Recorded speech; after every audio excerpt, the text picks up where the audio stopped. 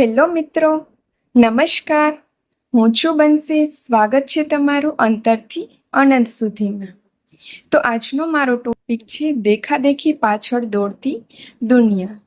આજના સમયમાં લોકો દેખાદેખી પાછળ એટલા પાગલ બની ગયા છે કે કપડાં પહેરે તો પણ દેખાડો, પોતાને કમ્ફર્ટેબલ હોય કે નહીં, પરંતુ બીજાને ઇમ્પ્રેસ કરવા માટે તે પહેરે છે, જાણે બહારથી શું દેખાય છે એ જ મહત્વનું છે.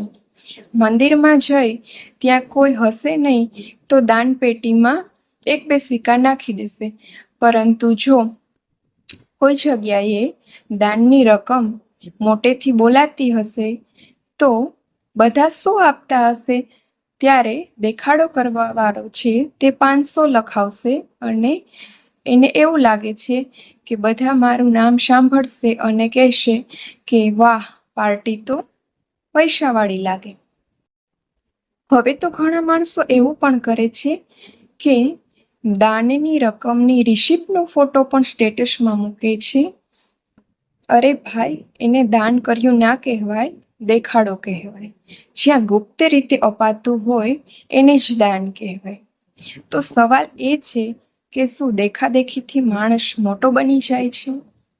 તો ના, દેખાડો છે તે થોડી વાર માટે માણસોને ભ્રમિત કરી શકે છે. અંતે તો જે સાચી હકીકત છે તે બહાર આવી જ જવાની.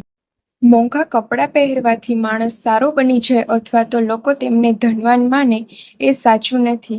માણસની સાચી કિંમત તેના સંસ્કાર, સ્વભાવ અને વ્યવહારથી મપાય છે.